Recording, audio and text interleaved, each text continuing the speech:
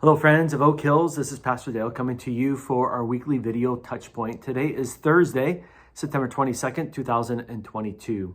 And just like a flip of a switch, we have gone from summer heat to fall cool weather. I love it. I love the break of the heat. Well, today for our Points to Ponder article, we come back to the big story of the Bible. This is chapter 3 called Promises. Chapter 3 of the big story of the Bible perhaps is the most important chapter of the story. Anyone who thinks the Bible is just a collection of rules to follow totally misunderstands this chapter. This third of 12 chapters is called Promises.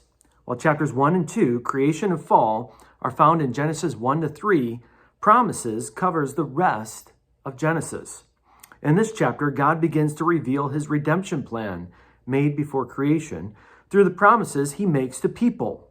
All of our hope of rescue from the devastating effects of the fall rest in God keeping his promises. The first promise actually comes in the context of the fall in Genesis 3.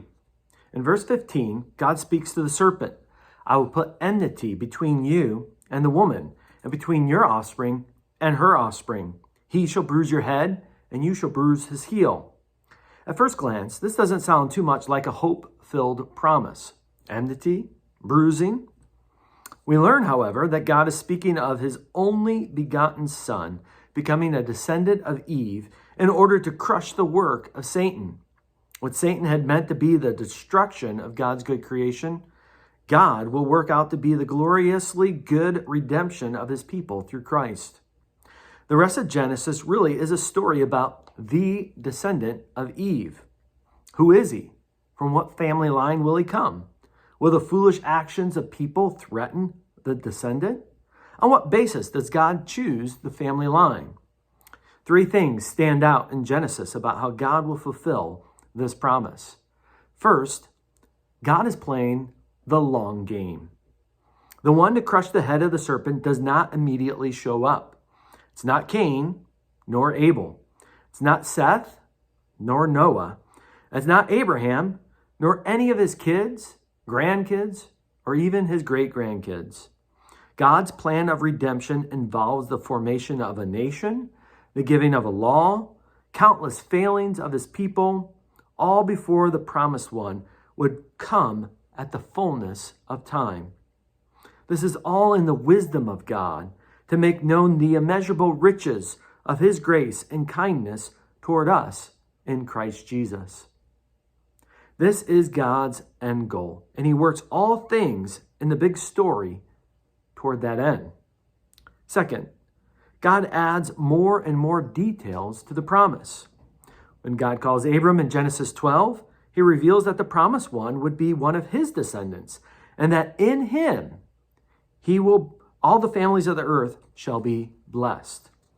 Again, in Genesis 15, after Abram and Sarai struggled with barrenness, God promises that he will not only have a son, but also that his descendants would be as numerous as the stars. Then in Genesis 17, God adds circumcision as a sign of his covenant promises. This pattern continues through Genesis, with God restricting the descendant line each generation. Isaac, not Ishmael. Jacob, not Esau. Judah, not the other 11 brothers. In fact, the promises continue throughout the Old Testament, all pointing ahead to the coming of Christ. And third, the fulfillment of the promise rests solely on God and not on the actions of people. The tension of Genesis always surrounds whether the family line will be lost. It's almost as if Satan wants to destroy the family line so that the descendant of Eve never comes to crush his head. Cain murders Abel and is sent away in exile. God provides another son in Seth. All the people of earth fall into sinful, rebellious living. God preserves Noah and his family on an ark in the midst of judgment. Abram and Sarai use human ingenuity to get a son to be the heir of the promise. God miraculously enables Sarah to conceive and bear Isaac as the heir. Isaac's wife also is barren. God enables Rebekah to conceive and give birth to the twins, Esau and Jacob. Jacob is a conniving, deceptive little brother who finds himself in bind after bind. Yet God blesses and protects him immensely. Jacob's family is threatened to be destroyed by inner jealousy and by the outer famine. God raises up Joseph out of prison to protect the family. Time and time again, the people of promise seem like they will undermine any hope of the promise being fulfilled. But again and again, God graciously upholds the promise. The lesson is clear. The promise is as good as God is faithful, and God cannot change. He will always be faithful. Those who learn to trust in God's promise-keeping enjoy the goodness of the redemption accomplished through the fulfilled promises. We must read the Bible not as a rule book, but as a promise book. The same promises made to Eve, to Noah, to Abraham, and to Jacob are made to us. Let's rest and delight in our promise-keeping God. A few highlights in the life of our church, Oak Hills. First of all, we encourage you to continue to pray for Chase and Shaw Johnson, our missionaries of the month. Keep them in your prayer as you think about their ministry in Cluj, Romania. Secondly, this Saturday, in just 2 days, we have a church work day.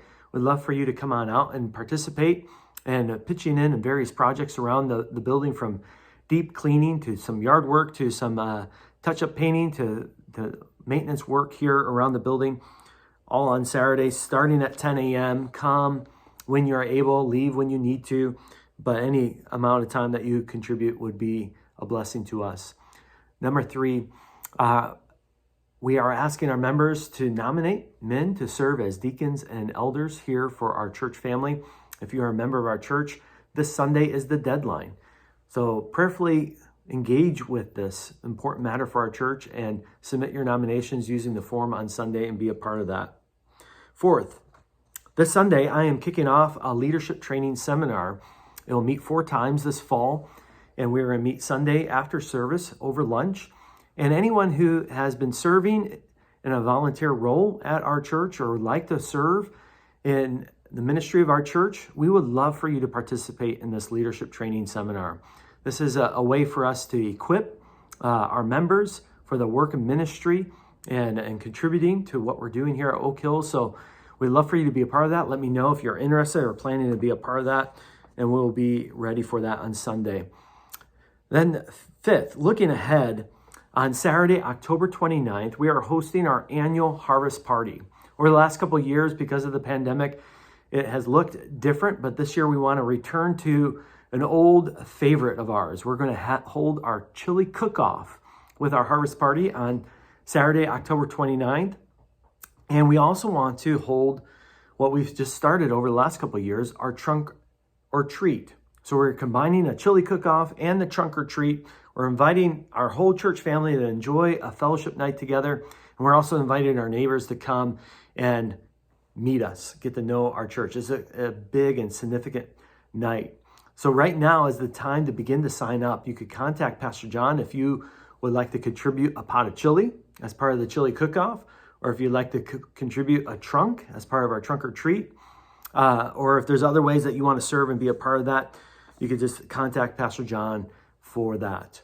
This Sunday morning, we return to our sermon series on the book of Daniel. We're actually coming to the end of it. We're in Daniel chapter 10, and we just have 3 more sermons covering the last 3 chapters of Daniel.